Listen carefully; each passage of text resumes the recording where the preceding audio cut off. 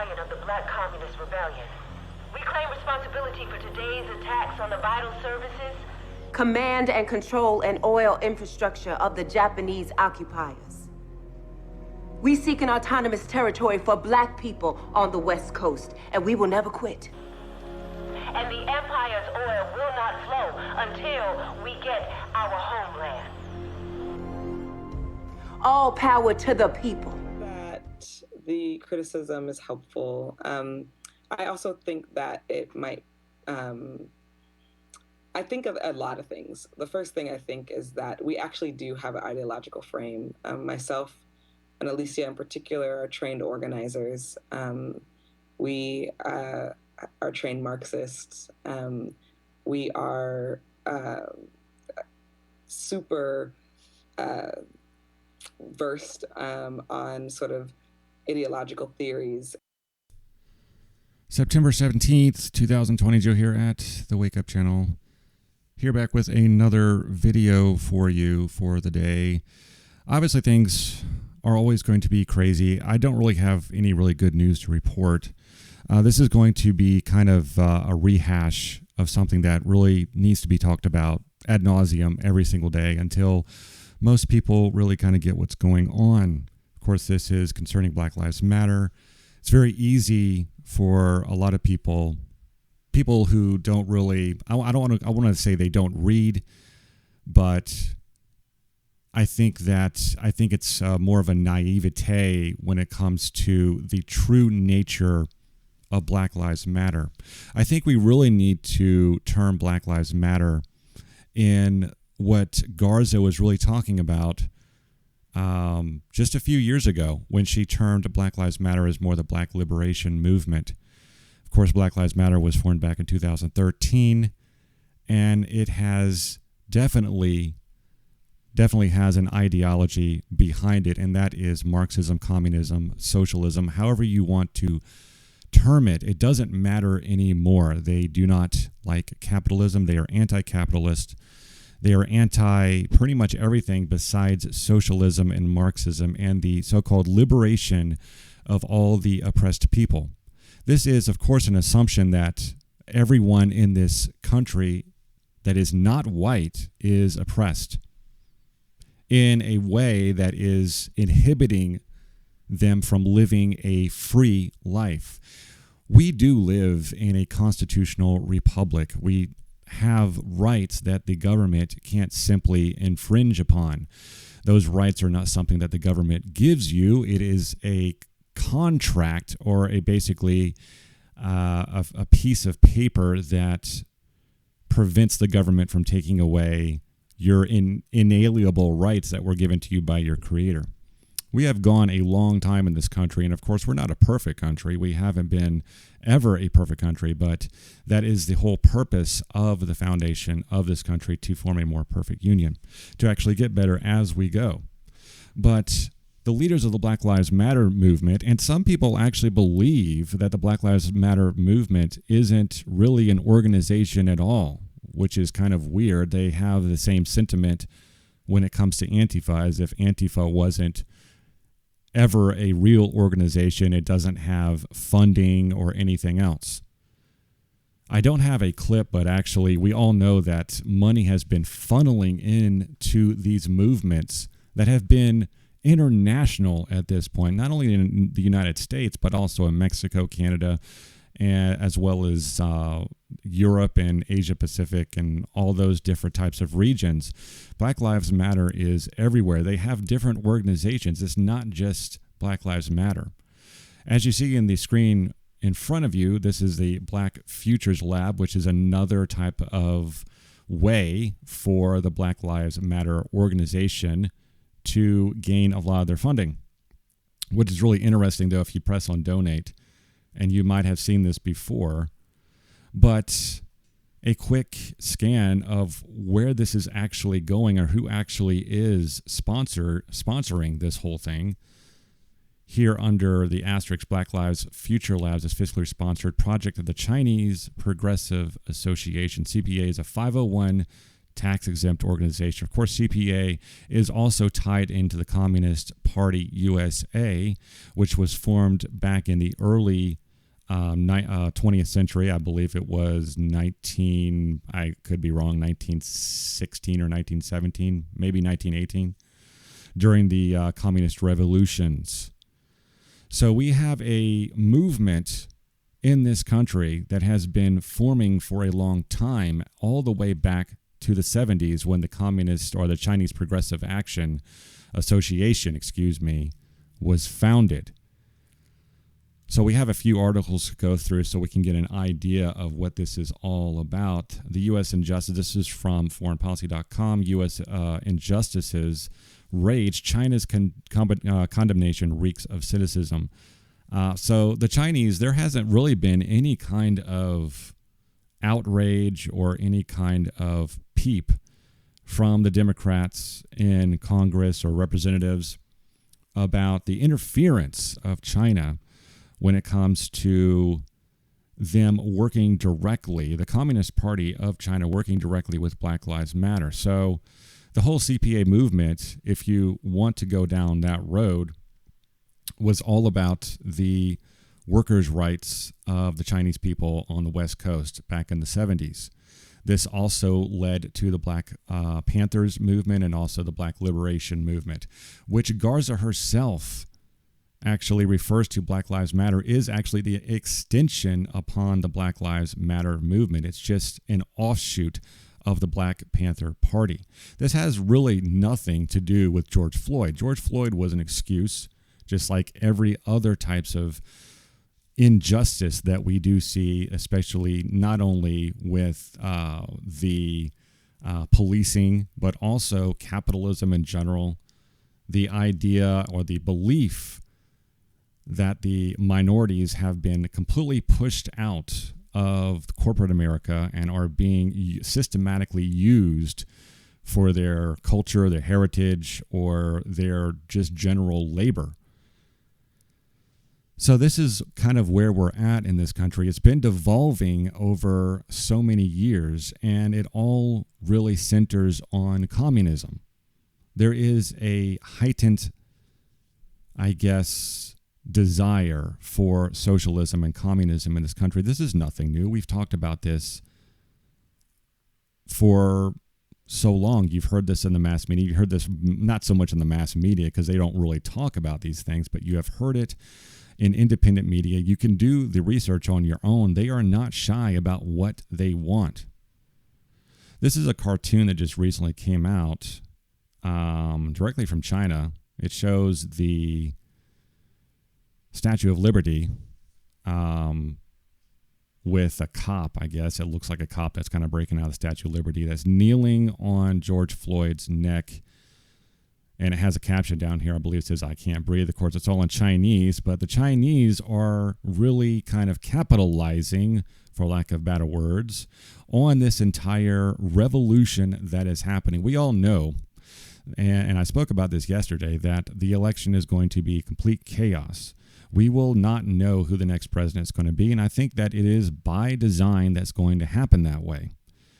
We're going to have a landslide victory for Trump. Of course, he will declare victory, but then several weeks to a month later, maybe, it will all be flipped over, and then we will have pure chaos. We'll have chaos anyway in the streets because Trump will declare himself winner. And many people will believe that, and that's exactly what you need in a communist-style revolution. You need to sow the seeds of chaos. You need a working class that is very upset, very enraged, and willing to grasp onto any straw that it can from anyone that is willing to provide any sort of solution to their problem. So who the Chinese Progressive Association is, this was founded in 1972, right along the same lines and the timing of all of the cultural minority uprising there on the West Coast. Of course, this was going alongside of the Vietnam War and the returning soldiers and so forth. And many Chinese people were feeling like they had no place. And that was understandable. But this obviously sowed the seeds of communism and Marxism and the whole ideology of the plight of the working class. I'm not going to go into a deep discussion of Marxism. If you want to know more about Marxism, read a book. There's plenty out there. And Marxism is poisonous because it removes the will of the individual to not only be free and to create their own destiny, but also creates this whole collectivism type of ideology where we're all the same and we're all equal. But of course, that excludes all white people, and that's just a given. We all have to feel guilty if we're white, and that is just not something that most rational people can embrace, because that is not solving the problem at all. I really don't think there is a huge problem to begin with. Of course, I'm not a black person, so I can't speak for black people. All I can say is that this country has always been working towards a more equitable type of opportunities for people. Not so much outcome, but opportunities. There's several articles that I want to get to. This is from the Federalist. Chinese organization with Communist Party ties funds Black Lives Matter ventures. And this is all about what we had just looked at. Which is kind of odd. I didn't even realize this, but apparently over in Boston, Boston City Hall, they do fly the People's Republic of China flag. And it's kind of odd that they would fly this flag because of all the tensions that have been going on between China and Hong Kong. The people of Hong Kong have been waving other flags. They've been waving the flag of the United States because they believe in freedom. They believe in a chance to, I guess, write their own destiny. But that is not the ideology of communism or Marxism. Marxists believe that is the state's responsibility to make sure that everything's equal. And that is the furthest thing from freedom that I can possibly imagine. But that is the revolution that is happening right now. The elections that will be happening in the next few months are going to just provide another backdrop for further action, if not action in totality, to create this new revolution. I think that Joe Biden is just a puppet. I think that he has his own personal ambitions. Of course, he is completely tied into China as well. Now, everyone wants to talk about Vladimir Putin and Russia, and I'm not saying that Russia is without sin, but we have to realize that the country that has the most to gain out of this by spreading communism everywhere would be China. China has a long history of, especially with the communist revolution with Mao. They wanted to spread communism everywhere. They want to be a superpower. That is their ultimate goal. And in order to do that, they must have their minions spreading the communist and Marxist lies all over the world. And what better way to do that than capitalize on the Black Lives Matter movement, or shall I say the Black Liberation Movement? So there's so many different articles here. So this is from the Daily Signal. This is what I'm talking about. There she this is I'm talking about Garza, one of the founding members of Black Lives Matter. There she portrayed BLM as an offshoot of Black Liberation Movement, the Marxist Pan-Africanist movement. BLM, she said coyly. Last year, Garza told a room full of Maine progressives, we're talking about changing how we've organized this country so we actually can achieve the justice that we're fighting for. It's always about justice. What does that mean? I think that is just a catchphrase to actually just kind of usher in this new type of ideology so everyone is just accepting of it. Yes, Marxism is good because it can create justice for everyone. Who would possibly be against that? Well, if you know anything about Marxism and communism, you know it simply does not work. You have to destroy literally everything to install a Marxist society. And then communism won't work without capitalism. Then communism won't work at all. We have seen it over and over in so many countries that have tried socialism. And for some reason, We are still obsessed with this idea. Most people out there that are involved in this movement are still obsessed with this idea that there's this jealousy thing. If someone has more than you, then we have to tear it all down and start again. This makes no sense. But, they are getting a lot of funding. If you want to have a communist revolution, you have to have a lot of money. So here are just a few of the main donors. We have Kellogg's Foundation, right? Who doesn't like Kellogg's?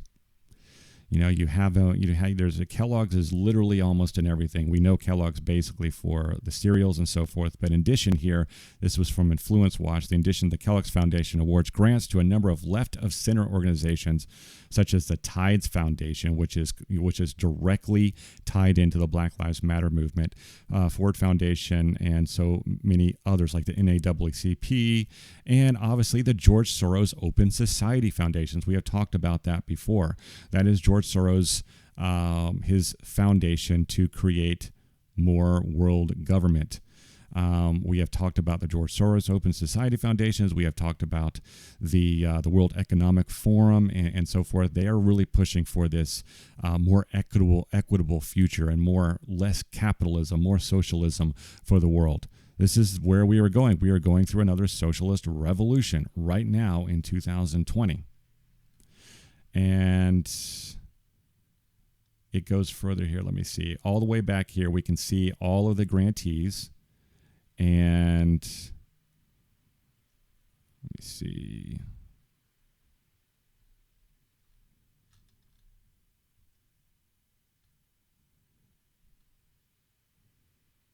Well, we know that the Tides Foundation is directly tied with Black Lives Matter, so they have received a huge lion's share, 49 million of that. So that's not all. Amazon, update June 9th, is here recently, not too long ago. Since announcing our 10 million donation, we've heard many employees are making their own contributions. We decided to match their donations 100% up to $10,000 per employee to these 12 organizations since July 6, 2020. They are pumping money into all this. Number one, Black Lives Matter. We need to stop calling it Black Lives Matter. We all know that Black Lives Matter. This is a black liberation movement. It is a Marxist movement. They are trained Marxists. This is what they are after. This is their ideology. This is their plan. There is I want to skip forward here, actually. This is Microsoft as well. Finally, we must carry company values out to the world in ways that reflect our strengths and expertise. To this end, we will deepen our engagement with 6 organizations. Number one, Black Lives Matter. So they are all these huge corporations that are making a boatload during this coronavirus. So the Black Lives Matter movement is not only capitalizing on the violence in the street, which they are directly tied to, but they are also getting all this money from the huge corporations which they claim to be working so hard against. Only in a capitalist society would Amazon's, Kellogg's, and Microsoft's actually exist. That is why so many people come to this country to start their corporations, because it's much easier to start it in this country. We have more resources, especially in Silicon Valley, for those types of organizations. But Black Lives Matter, or the Black Liberation Movement, the Marxist organization, they are working tirelessly to destroy this, to tear it down. And these companies that are giving money to these organizations have not done their research. Maybe they have.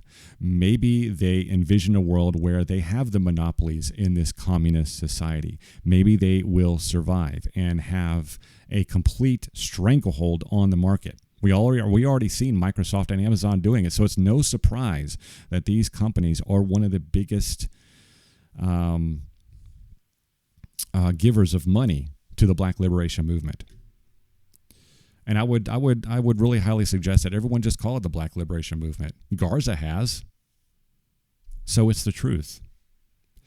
This is an interesting article from the margins here, aaww.org, from Banana to Third World Marxists. This is another interesting article about the revolution, I guess, the Marxist revolution of the oppressed Chinese people in the 60s and 70s on the West Coast, I did highlight an interesting part. The high-level political debate and struggle in the movement of the United States at this period eventually brought me into Marxism, as I discarded my anti-white nationalism or third world consciousness for a more dialectical and thus scientific analysis. Marxists always want to argue for the superior ideology based on scientific analysis. This has already been debunked. Even through academia, even the liberal academia has debunked this, but we keep forwarding this idea. It simply does not work. I am not anti-white, but anti-white supremacy. I am pro-libertarian for women, gays, and oppressed nationalities, and I am for socialism. I reject homophobia, racism, sexism, and who doesn't reject all that kind of stuff? That is just ad nauseum nonsense. Unless you are just the most bigoted, racist person, hateful person on this planet. And yes, some people like that do exist, but the vast majority, 99% of us, are not like that. That doesn't mean that we have to be for an ideology that has caused the death of 100 million people over the course of history, over the last 100 years. It does not mean that you have to be for this type of oppressive ideology that has enslaved millions of people in not only concentration camps, but also in communist gulags. And that is just something that I don't think many people really think about too much. This is just another one, Seattle's Asian American movement. This is just a kind of reiteration of the West Coast movement that brought upon the CPA movement, which is directly tied into the BLM movement, the communists of communist China, the anti-Hong Kong, and all this anti-freedom capitalism movement that is trying to take hold in Hong Kong. But they do not want that. They want their communism. They want their types of stuff there. This is from the Boston News. Demonstrators protest raising a Chinese flag at Boston City Hall. This was here recently, September 29, 2019. I'm not sure if they'll do that this year, but maybe they will. Maybe they will raise that flag over Boston City Hall. So this was something very interesting here. It's from Left Roots. This is a far-left Marxist organization that one of the founders, or one of the people that actually work with the CPA and the BLM movement, they actually have written some of this stuff and this leftist strategy out to win. And I did highlight some of this stuff. We are a national organization of social movement leftists with a shared conviction that people like us leftists engage in mass organizations and social movements have a unique but as yet unfulfilled role to play in helping to reimagine and give life to a broad U.S. left that is as radical as it is grounded in mass struggles. We are preparing ourselves and one another to play that role. Yes, they are preparing for a revolution because the forces fighting for a better future will battle that monstrous triumvirate of capitalism, white supremacy, and heteropatriarchy. Left Roots has intentionally cultivated a membership with supermajorities, both of people of color and of women, gender oppressed people. Most of us, it's really kind of odd that the most people that are actually out there rioting are rich white people, rich white bratty kids. And they are not part of this revolution, but they are fighting it for some reason. Nowhere in any of these types of, I don't even know what to call them, manifestos, if you want to call them. There's no white love there. They are excluded from everything. This is all about minority and a minority color revolution that has at its heart Marxist intentions. Most of us became active in the movement in just the last 10 years, and for most of us, Left Roots is our first experience in a self-described socialist organization. And while we might not look like what most people in the United States think of when they think about socialist, we know that a strong and vibrant left committed to winning liberation for all people on the planet must draw many, many more people from our communities. So the central purposes are to develop a strategy to build 21st century socialism and develop cadres with the individual and collective skills to formulate and evaluate and carry out such a strategy. They don't really go into so much what exactly they're going to do. I'm sure that is all secret, but they do kind of get a sort of smattering of kind of what they will be doing. To support social movements, leftists clarified their own strategic orientations and to facilitate more productive debate and discussions. Left Roots is working to develop a framework for liberatory strategy based on a work, study, and reflection or praxis. So far, this framework has 8 components, and it goes through this vision, systemic analysis, conjectural analysis, strategy, scenario planning. This whole scenario planning, this was kind of interesting because that's exactly what the Democrats were doing with their scenario planning with the so-called war game scenarios with the election.